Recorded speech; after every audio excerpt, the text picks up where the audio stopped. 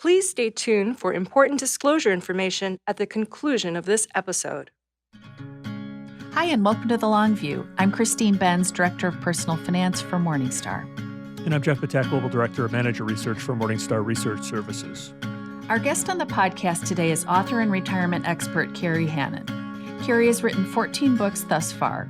Her latest is called Great Pajama Jobs, Your Complete Guide to Working from Home.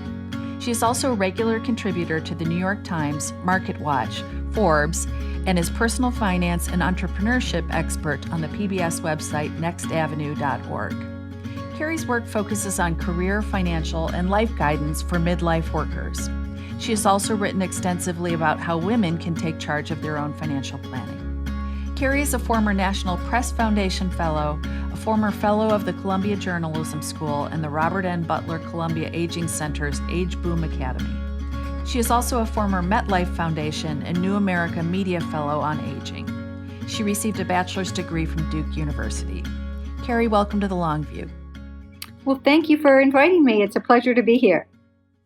Your latest book is about working remotely, the benefits, and also how to make it work. The question is, were you already at work on the book before the pandemic shifted so many of us to working remotely?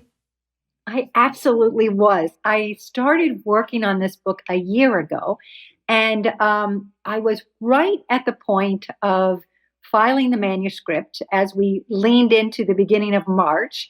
And the world changed on us. And I was able to get to my publisher, John Wiley & Sons, and say, hey, let's dig back into this and give me a little bit more time to kind of bring this up to speed and look at the world that we're looking at today. But in fact, the whole idea of remote work was a global movement. That's why I was already writing this book. We were seeing this happening across the globe as more employers were kind of getting hip to this whole idea that, yeah, you know what, we can have remote workers. We can get more talent that way and, happier workers on many levels. And yeah, we can trust our workers to perform from home or at a remote location. So, we were seeing this happening increasingly. And when everybody got the go home orders, it really ratcheted up this whole idea of what is remote work and how do we make it work for us and for our employers. We're already starting to see some firms give their workers the flexibility to work from home even after the pandemic has lifted. Do you expect that the pandemic will bring about a permanent shift in the percentage of people working from home, or do you think it's more likely that firms will switch to more of a hybrid approach with workers at home some of the time and in the office at other times? Yeah, that's a great question. And the fact is, your second comment there is what I see. It's going to be a hybrid. Not everyone and every job is suited to working remotely. So employers, and we can discuss why it's really important for them in many ways to have people together in an office setting. But the genie is out of the bottle. I think we're going to see an increasing number of employers understanding the importance and the value of having remote workers, and particularly for older workers. And until we have a vaccine, until we have a real grip on this whole coronavirus, it is going to be a health issue for wanting to continue and needing to continue to work remotely. Your book discusses some of the benefits that come along with working from home arrangements. And so maybe you can expand a little bit further and talk about what are some of the key reasons you think working from home can translate into quality of life improvements for workers who can do it. Yeah, I absolutely love this because, okay, I've been a remote worker for years now, so I'm a big advocate. Here's the thing. It gives you this sense of autonomy. Having that flexibility in your work life can be a huge boost in terms of, loving your job. I know this sounds a little loosey-goosey, but I did a book before this called Love Your Job. And when I asked people what it was they loved about their job, they would say things like, the people I work with or, the mission of the company. But rarely they said the job itself. But the third thing they always said was if they could have autonomy so that they could make some choices about what hours they worked and that sort of flexibility. So I think that's a big piece of it. The second part of it is this idea of cost savings. And yes, there are some additional costs that we incur when we're working from home. maybe a bump up in the electric bill or, some of those things, or maybe having to purchase some new equipment. But the point is, you don't often have the commute that you once had, or eating meals out, these kinds of things that might go with working in an office. So you see some of those savings. And I just find that the positive aspects of this can be tremendously rewarding for many workers. And I personally find I work harder than I ever did when I became a remote worker, because I had that capability to work early in the morning without having to go, trudging into my car and driving into the office. So, speaking of that, there have been some indications that some workers are, in fact, working a greater number of hours now that they're working remotely. So, is that a phenomenon? And I guess if workers are in this situation, how can they combat it to ensure that it really doesn't encroach on their personal lives? Oh yeah, without question. That you nailed it there. That's the thing, is there is an issue, and that would definitely be one of the drawbacks, is that, oh my gosh, when do you push back? There's this sort of fear of your, manager or your boss or your teammates thinking that you're slacking off in some way. And, you really kind of go that extra mile to prove that you are on the job and you're available and you're working and you're productive. And so I find that, at least in the initial stages, and now that a lot of people have been working from home for several months now, they may be adjusting to this a bit, but there is this need to prove yourself. So that issue of burnout is real. And so I encourage people, that doesn't benefit anyone. So you really have to learn to take the time to draw those boundaries. And it's your boundaries not only with your working life, your manager and your boss and your coworkers, but also those boundaries with your personal life, especially right now when you have other members of the family often working in a very close proximity to where you are. So you need to kind of draw those boundaries. These are my work hours, set those hours and try to be firm with them. Give yourself that little introduction early in the morning to kind of rev up or what have you, but try to be very clear about the boundaries. Secondly, you want to be disciplined. And this is something we all say, oh, well, of course I am. But frankly, it's quite a skill to be able to focus when there are other distractions around you, especially at your home office. So you need to really have that discipline in place. And the third piece of it is time management. I find that it's easy to let time slip away from you. So there are all kinds of different ways we can do time management. I personally like to keep a written list of a to-do list of what I'm doing and what I need to do and I give myself breaks throughout the day. I'm going to take 15 minutes here, 20 minutes here. The piece that kind of gels it all together is when you take the time to build in a sense of self-care, a sense of, okay, I am going to back away from the computer. I am going to go for a walk outside. If you have a dog, go walk your dog. That's what I like to do. But make those times that you can break away, or even pick up a book and read something for real, or have a phone conversation with somebody, something not on your computer. And remembering to eat. I know that sounds crazy, but if you're so absorbed in what you're doing, you don't have that coworker tapping you on the shoulder and saying, hey, let's go grab lunch. So try to make a point of building that into your schedule. These are the things I encourage workers to do, because these can really zap you and sap your strength and your productivity. And all of these things come together, and it doesn't happen overnight. It takes a while to get in the rhythm, but you need to be very conscious of that. Maybe we could talk about one of the opportunity costs that it can be argued one incurs in working remotely, which is the loss of social interaction that comes along with working among colleagues. How would you suggest that remote workers try to incorporate more social interaction into their lives? And maybe also as part of that, we can touch on sort of the concept of innovation decay, which I think is maybe a term that's been thrown around. I think Netflix's CEO, Reed Hastings, talked about, some of the risks that he feels like his organization courts in having people work of necessity remotely. But the fact that they come together does court the risk of innovation suffering. So maybe you could talk a little bit about that as well. That's important. A couple of areas to go down there, but one, initially, I'll say that the social interaction piece is really important to consider, because not everyone is hardwired to be a remote worker. A lot of people really thrive off that energy they get from their coworkers and having those impromptu conversations, even just conversations about your life outside of work, but building this sort of relationship with somebody. And you lose that. You lose that in the translation. And there are ways, yes, we've all gotten really accustomed to Zoom and all these different platforms that we can communicate on. And we do that with our work meetings, but try to find ways to schedule time to talk to somebody away from the work conversation. If you can talk to a colleague, maybe a one-on-one Zoom, but I often find a phone conversation might be just as easy, old-fashioned, but just as easy.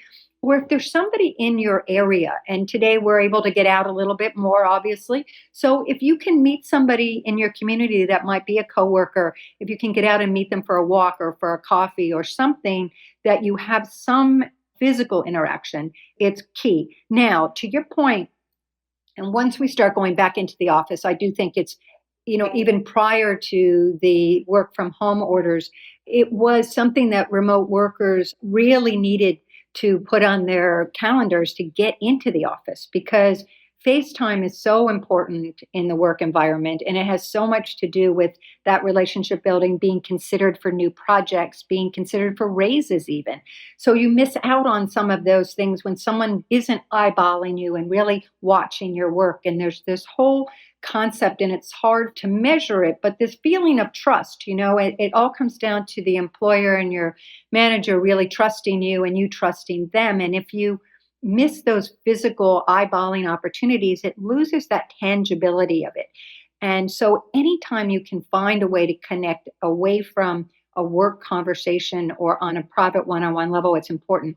But one thing you mentioned, Jeff, that I think is interesting is for employers, it's really tricky because you do want to get people back into the office environment as quickly as you can for a couple of reasons.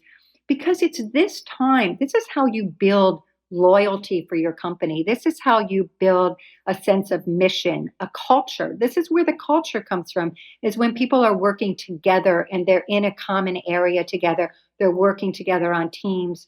And this is hard to do when you're remotely. It's especially if you're onboarding a new worker, to get them sort of bought into this idea of team building without actually physically being together. And I think that's an issue that's going to come up down the road. And there's going to be that need to bring people together for those kinds of opportunities. And for a worker, how do you know if you fit in, culturally, if you're a good fit for the employer, if you're not really around your coworkers that much or your boss? It's really difficult to get a beat on that. And for employers, that might mean a loss of loyalty, and employers jump jobs more frequently because they don't have that sense of responsibility. I'm not saying that's across the board, but it is certainly a danger. Kerry, let's talk about some of the sort of secular changes that might go along with this transition to more people working remotely. We understand that you're not a demographer or an economist, but maybe you can talk about changes that you expect to see. It seems like off the cuff, there might be reduced demand for office property, certainly, but any other things that you see happening? Right. Certainly, I do think there'll be less demand for the big office spaces. I think there will be demand for office space, but it's going to be different. And you've probably been, thinking about this as well, and a lot of discussion about why do people need to gather in urban areas as much? I see people feeling more comfortable not having to commute into a city or pay high rents in a city to live there. If they can find a more affordable place to live and continue working for an employer that they currently have, then why not? There is a case to be made for that. So we might see some shifts in that way in terms of what the cost of living in different parts of the country will be. And frankly, as things move forward, there's an opportunity to work in towns and cities that are far less expensive for a worker. But then you see some companies saying, well, yeah, if you're going to not work in Silicon Valley, then we're going to pay you less as well. So you might see a little bit of that happening too. But there's going to be a shift in how the office space is configured, certainly for the near future, and what people are willing to do in terms of their own sense of self. And it's younger workers as well. Jeff and Christina, this is what I saw happening last year before any of this happened, is younger workers coming into the workplace were demanding this as sort of a benefit from their employers of the ability to work remotely. Sometimes, maybe not every day of the week, but sometimes. So it was something that employers had started looking at anyway, because younger workers grew up as digital natives. They know that they can work wherever their laptop goes. And in essence, that's something that a quality of life, there's this sense of, it seems kind of quaint to have to go into an office and work when you can achieve much more and be more productive elsewhere. Obviously, knowledge workers will be able to transition to working from home the most seamlessly and they could benefit from improved work life balance. But is there a risk that will heighten some of the inequities between knowledge workers and people who can't work at home? For instance, those in the manufacturing and service sectors. We've seen this in what looks like very stark terms during the pandemic, with service and other workers literally having to put themselves in harm's way. Yeah, without question. This is really quite a huge question and a big chasm. When we're talking about, in my book, Great Pajama Jobs, I'm clear. I mean, these are white collar jobs. There is definitely a big gap between this kind of knowledge worker who has the ability to work in this fashion, to work remotely by using their computer and their digital skills.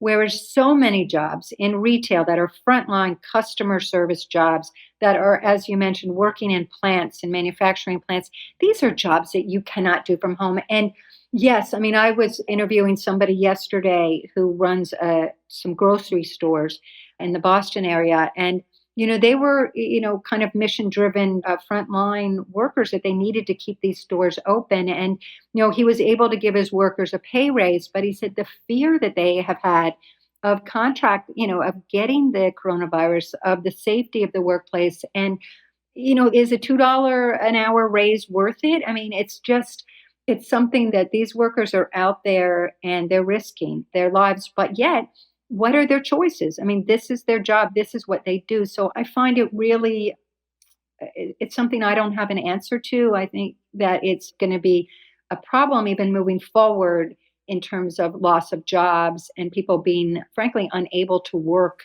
if they're older workers or they have health issues that prevent them until we have a better beat on controlling the coronavirus. So, you've written that the transition to remote work could, in fact, be beneficial for older workers, at least some of them. Can you talk about that, why that would be? Yes, I honestly think it could be a real boon for an older worker because here's the thing, ageism is alive and well in the workplace. It's not going anywhere. It's been here. Nobody, people do, it's like the last ism that, people don't like to talk about it that much. They say, oh, we don't have that in our company. But yes, yes, yes, it's everywhere. And so the point is when you are an older, let's call them experienced, but if you're of a certain age, there's something to be said for not being front and center in a workplace, standing adjacent to somebody in their 20s or their 30s. I mean, it's subliminal in a way, but people, a hiring manager or something picks up your gray hairs, maybe you got some lines. When you're working remotely, there's not as much. Yeah, they can see you on the Zoom screen and you could have a nice filter maybe that makes you look a little brighter and nicer, but you're not being judged like a book by its cover. You're not being judged by those things. You have a greater chance of being judged by your performance and by your productivity and not the way you look. And this sounds like, oh, that wouldn't happen. But yes, in fact, it does. And so I do believe that can be a real stepping up point for an older worker. If you have an opportunity to work remotely, you remove some of that ism. Another piece of it is that, honestly, as you get older, sometimes those long commutes, commuting home from an office in the dark, if you're driving, these are things that are just like annoying and troublesome. And if you can remove that stress from your life of having to have that sort of obstacle in front of you all the time, it just makes your work life a lot easier and a lot happier. Working remotely requires a certain amount of technological aptitude. However, how would you suggest that older workers keep their skills up to date? Yeah, you're so right. This can be an issue and it does not have to be. And I should add with the remote working I think there's a lot of remote working opportunities across so many different fields for these white collar workers primarily that we discussed. But But the opportunities for an older worker too, I'm just segueing briefly back there, it just occurred to me as this idea that often when you're bridging or phasing into a retirement, you don't want a full freight kind of opportunity, work opportunity, a contract position, a part-time job. A lot of these are available as a remote worker that you might not have had previously. And so this opens up a whole channel of opportunity for older workers who are looking to find bridge jobs into retirement or to just kind of work backwards and have a little bit less hours wise. Or if you've been laid off during the pandemic or taken an early retirement package, this is a great way that you can find, part-time opportunities if you're going to transition to a new field to kind of ramp up in a new arena in a more subtle fashion in a contract, an easier way for people to get the experience without having somebody hiring you full time. The second piece that you mentioned about digital skills is it's imperative. So that's often something somebody worries about, an employer with an older worker. It's been one of the sort of the, I think they're often misconceptions, but it's definitely one thing that people think about when they say a drawback for an older worker is they're not up to speed with technology. And so there's lots of opportunities now online. Most of the apps have tutorials, free tutorials right there. LinkedIn Learning is amazing, has all sorts of free learning opportunities, YouTube videos. You have to commit and make yourself step up and do it and practice it. And it's really not that hard. And given that we're this far into the pandemic, many of us have gotten very, very comfortable with technology in terms of Zoom meetings, Zoom interviews, working in different kinds of technology and sort of text messaging or Slack or whatever it might be. So it's really getting easier because there's been no choice but to jump into the pool. But there's plenty of opportunities out there where you can step it up on your own and really get that education and get comfortable with technology. And it's always changing. So it's not that it's not one and done. But frankly, that's what it's all about. Working is constantly learning new things. And that's what we need to always be pushing our lifetime learning and lifelong learning. And that's what technology is, just part of our world, and you can't ignore it. So, a lot of your work over your career, Kerry, has been around how midlife and older workers can continue working, continue to have fulfilling careers. Let's talk about how older workers have done during this pandemic in terms of simply hanging on to their jobs. The early data would indicate that they have been kind of a hard hit cohort through this period. Yeah, you're absolutely right. It has been a tough slog, and I don't have the most recent numbers in front of me. But even anecdotally, I have seen a lot of older workers accepting early retirement packages. They've been laid off. They've decided, what, I don't want to go through this again. The slog of finding a job at this age, over 50 even, can be really difficult.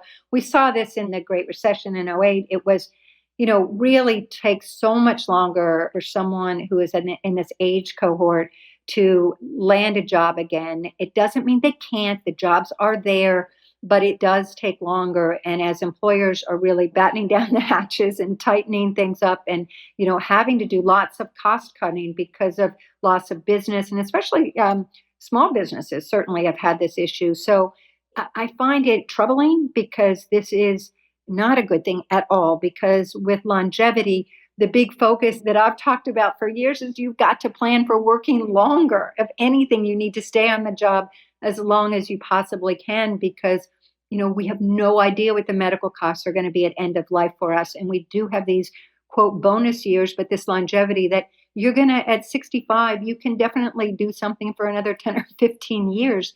Our generation and the boomer generation is really, no one's been here before. No one has seen this sort of down the road, that, yeah, you don't just step out of the workplace. And, work is not a four-letter word. Work is something that we need to embrace and plan for, doing it in different variations. It may not be that primary linear career, but you need to continue working. So yes, I am fearful because of the hit that older workers have taken in the pandemic, because often they were more expensive and easy to cut. So I encourage people to not give up and to try to find ways to stay in the workplace. And hopefully, we'll turn this corner here and look for some of the bright lights and the opportunities that we are seeing from remote work. You've written extensively about how midlife and older workers can continue working and continue to enjoy their jobs. Before we get into your advice about how to do that, what are the benefits of continuing to work later in life? They're not just financial, right? Yeah, absolutely. There's so much more than the financial piece to working longer, but I can't ignore that because being able to continue in the workplace and earning, even if it's just on a part-time level, is a social. It's a social benefit to you, but it's also a financial safety net because you can delay tapping into some of those retirement accounts. Then you can let that continue to grow as we see the market going lots of different directions these days. It gives you the opportunity to not have to jump in too soon and to let some of that ride it out and continue to grow. You can keep adding to retirement accounts, hopefully, and you can push back on when you need to start tapping your Social Security benefit. And as we all know, if you can push it back to age 70, great, great, great. That's a huge benefit for you.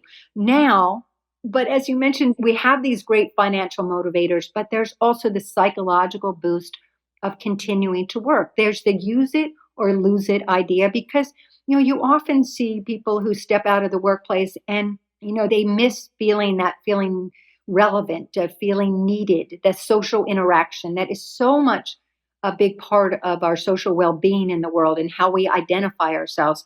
And it's a tricky space, but there have been studies that have even shown that the idea of continuing to work longer and using your brain can stave off things like Alzheimer's or dementia on some level. I mean, this is just some early studies on this, but it makes sense to me.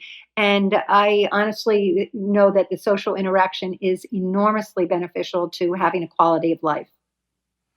Do the data say anything about longevity and working longer, or is it just hopelessly tangled up where if you're healthier, you're more likely to work longer? What do the data suggest? Yeah, the truth is, when you talk to people and many of the surveys, people say, oh, yeah, we get it. We get it. The longevity. We are going to keep working past our traditional retirement age, but often they don't. And they don't for a couple of reasons. One is, as you mentioned, it is a health issue. They have some sort of health issue that prevents them from continuing to work. And again, I will make a pitch for remote jobs here can help because if you have some kind of disability that makes it difficult to commute or go in and out of an office, this can actually be a great way that can be helpful if you have a health issue arise at this age, whether it's a mobility issue or what have you. But secondly, it is something that they say they're going to, but so they have the physical thing, but they also, and this happens a bit more for women than it does for men, but they step out of the workplace because they're caregiving and they're caregiving for a spouse.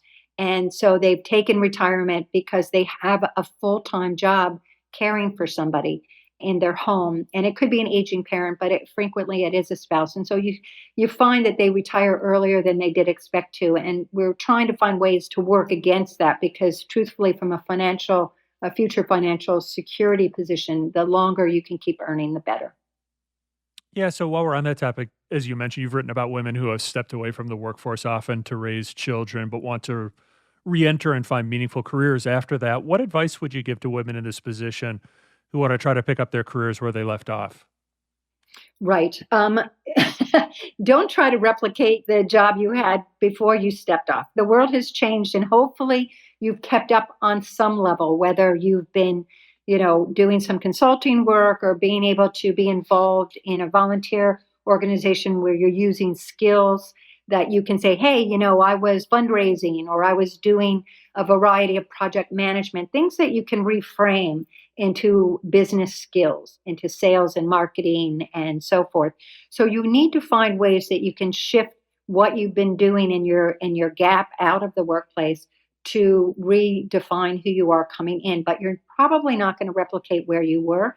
You're probably going to need to add some skills. And there's so many great opportunities online now to ramp up your education and find out. So you need to identify what it is you want to do, really do that soul searching, reach out to your network and find out, who do you know that's working in jobs that you would like to do?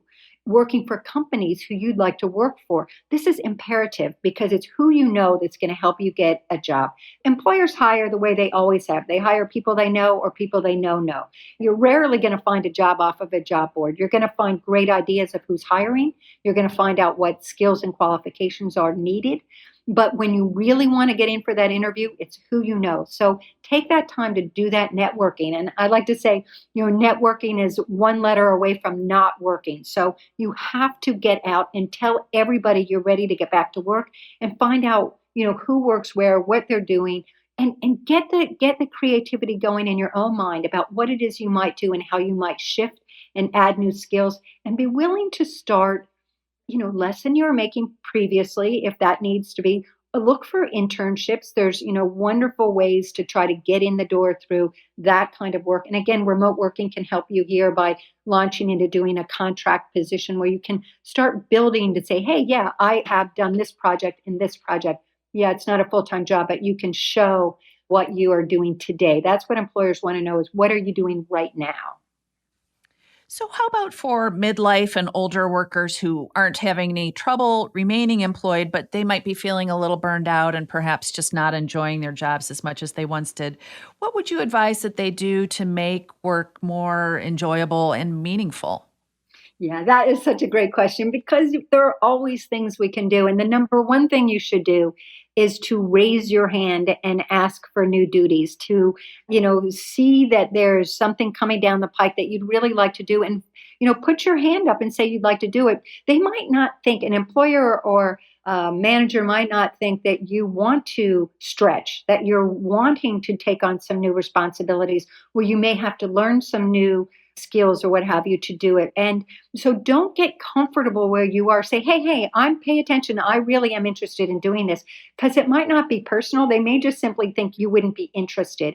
Or if your employer is offering some sort of workplace training, again, volunteer, ask if you can be considered for it. Say, hey, I'd really like to do this, because again, they tend to focus these things on up and coming workers or newer, younger workers. And they just, your employer or your boss may not be thinking that you want to do this, but you need to be noisy and say, yes, I do. And if you might see an opportunity in another department that you want to do. So be creative, look around you. What is it that in your current work, you don't necessarily have to shift elsewhere, but see what with your current employer that might get you jazzed up again. Because I'll tell you, the one thing that can truly make you love what you're doing is to learn something new. And it just, your whole brain changes. Everything about what you're doing it gets exciting again. And you're kind of a newbie and you're ramping up the adrenaline to learn something new. And it makes the work much more engaging for you. And it's something that you have to do yourself. No one's going to hand this to you. And so you need to really dig down and say, okay, yeah, I'm going to motivate myself to do this. Now, the second piece of that is, hey, maybe you do want to transition to doing something different. And I write a lot and I speak a lot to people who are thinking of making a career transition. And right now, during the pandemic, could be a perfect time to start ramping up some skills and exploring baby steps into what you might want to do in a career transition. And again, you're not reinventing yourself. Everyone uses that word. It drives me crazy. What you're doing is you're redeploying skills you already have in your wheelhouse, and you're shifting them into a new arena where it's exciting, it's new, you have new challenges. Yes, you're going to have to learn some new things, but it's not a total makeover. So again, think about your passions, things you may have always wanted to do when you were younger. Ask people and say, what am I good at? Often we forget what our true talents are because we take them for granted. And so do that little piece of exploration within yourself to say, maybe this is my time to try something completely different and go out on an edge, on a limb, and be creative to think about how my skills can apply to the workplace. Yeah, you've also written about entrepreneurship for older adults. Among the older adults you've interviewed and included in your book on this topic, what were some of the commonalities of the successful ones? Oh, yeah. I have this whole mantra that I give people about Kerry's fitness program. And the number one thing that people do, all these entrepreneurs I've interviewed, they've all done very different things. But the number one thing is they've taken the time to get financially fit before they make this big leap, right? They've gotten lean and mean. They've taken the time to really do the budget, to find out where they can cut back, how they can downsize where they live, perhaps. Do they have to pay down some credit card debts? This doesn't happen overnight. It's a process. But they start thinking about maybe they want to live in a city or a town where it's less expensive. Because when you are financially fit, it gives you the opportunities to start a business, to start something new, because money, every entrepreneur I've talked to has said money is the biggest stumbling block. Debt is truly a dream killer. So if you can get that under control first, that is the number one thing that every entrepreneur that I interviewed that's been successful, they have a really good sense of their financial underpinnings of what they're doing. And they realize that they may not even be able to pay themselves initially as they reinvest into their business and so forth. So they've really prepared for that. That's important. The other quick pieces are, I think you need to be physically fit, because that's huge in fighting ageism, especially if you're an older entrepreneur. You're meeting with clients, you're hiring people. You need to have, the stamina that comes from having that energy that you get from, I'm not talking bench pressing and running fast miles. This is, I walk my dog, 20 minutes a day or what have you, a couple miles if you can, but go for it, swim, whatever it is, eat with an eye to nutrition. When you are physically fit, you have this energy. People want to work with you. They want to be your customer. They don't know what it is about you, but it fights ageism. And it also gives you the energy to start something new. And the third piece is spiritual fitness, which is it's really stressful to start a business. So I encourage people to really, look inside and find, it's something like, I'm not talking woo-woo religion. This is more like mindful meditation or Tai Chi yoga. Again, I walk my dog, but something you might do that finds your space where you can kind of step away from the stress of starting a business. And that's really important, to build these 3 fitness pieces into your life as you embark on a new business. The other things they told me is sales experience is important. So if you've never worked in sales ever in your life, go get a job doing something where you have to sell, because you're going to be selling yourself. Even if you hire people to do your marketing for you, it all comes down to doing that. You are your own best salesperson. So they all wish they had more sales experience and all, work to try to attain it before they launched, as well as, they did their research into their industry. They reached out to find out who they knew doing jobs in these fields, and they apprenticed if they could, or they moonlit. They tried to do the job first to figure out whether it was as dreamy, as it seemed it might be. They came to it. The really successful entrepreneurs also started their endeavors often in an industry they already knew, an industry that they had worked in. So they had a good beat for, what it takes to succeed and where the gaps were, where the opportunities were. And they had capital. This is so important, because we talked about, being financially fit, but and when you start a business when you're a little bit older, you often have that capital that can help you launch. And most businesses truly are self-funded. So that's important. And in today's world, you don't need to have massive amounts of money, because you don't need bricks and mortar often to start your business. You can start it with your computer in your home office. And an older entrepreneur, another thing that really has been helpful to them in their success is having a network. When you've worked for this long, you really do have people to reach out to who can be advisors, who can be sounding boards, who can help you get launched in an appropriate fashion. So I think those are some of the keys, but it's really, no one made any rash moves. They took their time, they built their business plan, and they made sure they were on solid financial footing before they launched. So they often launched as side gigs, as while they were doing something else, and gave it a chance to grow. You wrote a book about financial matters geared toward newly single women, both widows as well as women who are recently divorced. Before we get into your advice for them, do you think that younger women are less likely to delegate financial decision-making to their partners than was the case even a couple of decades ago? I do think it's getting somewhat better, but I've got to tell you, I am still quite concerned about younger women. And it pains me to say this, but it's so embedded in our culture that this idea of their financial futures, women are still, when I talk to men in their 20s, they often, in their first jobs, they're much more cognizant of saving for retirement, even at that age of having to set some money aside. Women tend to, at this age, and this has been true for many decades, but they tend to spend money on things like makeup and going out, maybe not right today as much, but they spend money on marketing themselves to look for a partner, with the idea that they have an idea that they may step out of the workplace at some point to raise a family. And so it really does concern me that the younger generation is not grasping it as deeply as they really should.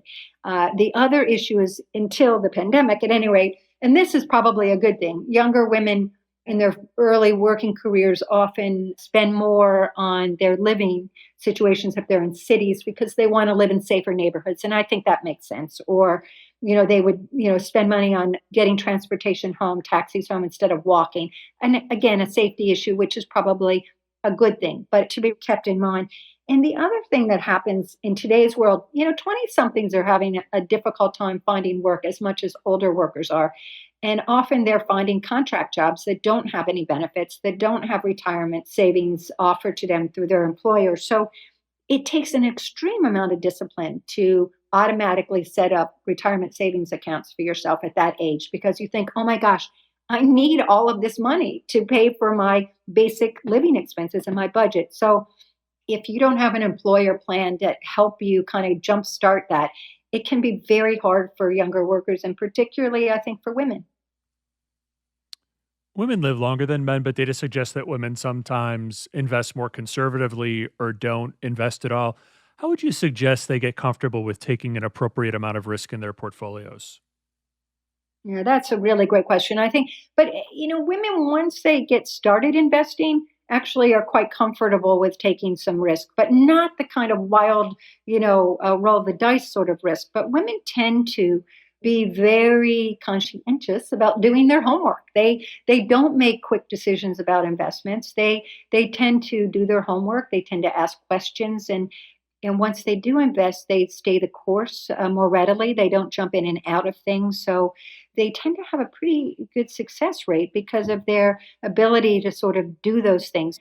But the thing that I think is quite helpful to women is, what I see holding them back is not that they, you see women say, when I speak to groups of women, they're like, well, I'm just not good with math, or it bores me, or, and none of those things are really true. It's simply that they're not comfortable with the language in a way. And we've been saying this for a long time, but it's still true. So, I think it's important to encourage women to get together. And one thing I like to say is, women love to have book clubs. So, why not read money books? Have some books about personal finance so you can sit around and you all talk about it, because it's having these conversations where we're quick to say, where you found a quick bargain on something, but learning to get comfortable talking about investing in the different pieces of our financial lives that we've been taught is sort of this cultural taboo, that it's, somehow it's not polite to talk about money in public, is ridiculous. And this has to be pushed back on. But women tend to still feel that it's, they clam up and they don't want. So if you can find ways to open up these gateways in safe places where women can talk about money and learn about it in this sort of real tangible way, is super important. But I do find that, there is this Scarlett O'Hara mindset of, I'll think about it tomorrow. And it's just really, truly maddening, because once women get into it, they really get it, and they're very good investors. Kerry, you wrote very poignantly about your dad's last years and your family's experience with his dementia. Sounds like it was a very long and really sad experience. Do you have any practical advice to share from that experience for listeners who might find themselves in a similar situation of trying to see to the needs of a parent who's rapidly declining? Oh yeah, that's a toughie. It was a long road for our family with my father, who had Alzheimer's, and right now, and my mother, who's 91, actually has dementia as well, and she's not. It's not Alzheimer's. It's different than dad's, but we sprang her from her assisted care place back in March, because once it went into isolation, she would never have understood what was going on, and she simply couldn't have survived that. So my sister and I have been trading mom back and forth between us since then. And, financially, there's a couple of things. It really, if you end up taking on caregiving duties yourself and you're working, as both my sister and I are, it's huge. And not only do you have often the extra financial burden of the cost of having someone in your home and living with you, that, not only additional food, or maybe you have different care needs for them, and you haven't built that into your budget, but also your own self-care kind of falls apart. The other thing that happens, and this was more in the case with my father, is that there are 4 kids in my family, and it became quite expensive as he had Alzheimer's for about 10 years. And so, it was a gradual process and he was at home a good part of it. But the financial burden, the different pieces of it, like my younger brother and my older brother in quite different financial situations. So, whereas my younger brother was able to give more physical care and being able to drive dad to appointments and be part of that, and my older brother was able to do more financial help. So, it's a matter of trying to have these conversations with your siblings about what's fair and who does what and not have these resentments grow up. It's tricky territory, and it's compounded by the emotional piece of watching your parents sort of slide down this path where they're, waving to you from a distance. But I found that financial piece, it creates these resentments that it's hard. And in fact, I even see some of it with my mom right now is it's never fair, right? And so we all have to kind of come to terms with what it is we can do to make their lives happy at this chapter, because it is truly heartbreaking and it is genuinely expensive. Well, Kerry, we have so appreciated talking to you today. We are grateful for your time and grateful for all of the great research that you've done over the years. Thanks for being here. Oh, thank you so much. I really loved it. Thank you so much. Thanks for joining us on The Long View. If you liked what you heard, please subscribe to and rate The Long View from Morningstar on iTunes, Google Play, Spotify, or wherever you get your podcasts. You can follow us on Twitter at Christine_Benz. And at SYouth1, which is SYOUTH and the number 1. Finally, we'd love to get your feedback. If you have a comment or a guest idea, please email us at thelongview@morningstar.com. Until next time, thanks for joining us. This recording is for informational purposes only and should not be considered investment advice. Opinions expressed are as of the date of recording. Such opinions are subject to change. The views and opinions of guests on this program are not necessarily those of Morningstar Inc. and its affiliates. Morningstar and its affiliates are not affiliated with this guest or his or her business affiliates unless otherwise stated. Morningstar does not guarantee the accuracy or the completeness of the data presented herein. Jeff Patak is an employee of Morningstar Research Services, LLC. Morningstar Research Services is a subsidiary of Morningstar Inc. and is registered with and governed by the U.S. Securities and Exchange Commission. Morningstar Research Services shall not be responsible for any trading decisions, damages, or other losses resulting from or related to the information, data analyses, or opinions or their use. Past performance is not a guarantee of future results. All investments are subject to investment risk, including possible loss of principal. Individuals should seriously consider if an investment is suitable for them by referencing their own financial position, investment objectives, and risk profile before making any investment decision.